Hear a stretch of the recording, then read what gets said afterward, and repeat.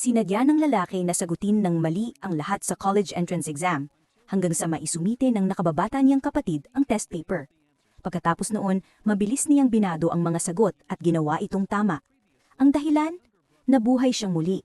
Sa nakaraang buhay niya, hindi lang kinopya ng nakababata niyang kapatid ang mga sagot niya. Inireport pa siya nito na nangungopya sa exam. Akala ng lahat, siya pa ang kumopya. Marahil naawa sa kanya ang Diyos at binigyan siya ng panibagong pagkakataon. Bago magsimula ang exam, binalaan pa siya ng kanyang ama na huwag guluhin ang performance ng kapatid niya. Mayabang pang sinabi ng ama na siguradong papasa sa Oxford ang nakababata niyang kapatid.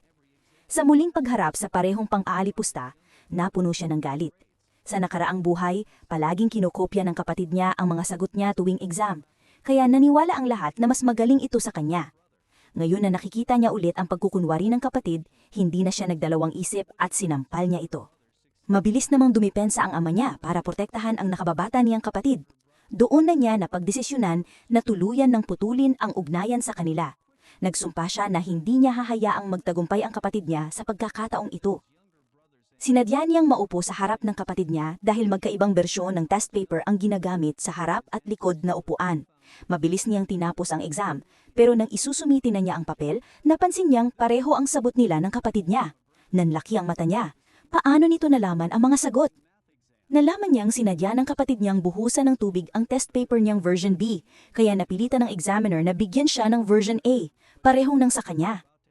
Sa sumunod na math exam, umupo siya ng sobrang layo mula sa kapatid niya. Gumamit pa siya ng sarili at kakaibang paraan para sagutin ang huling problema.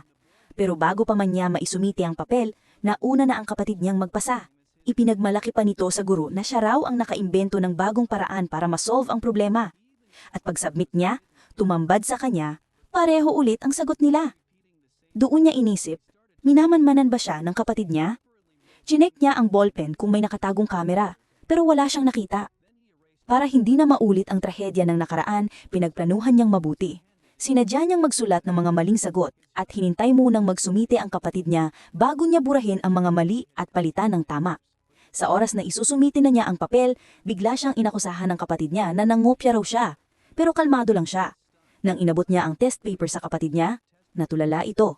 Magkaiba ang lahat ng sagot nila.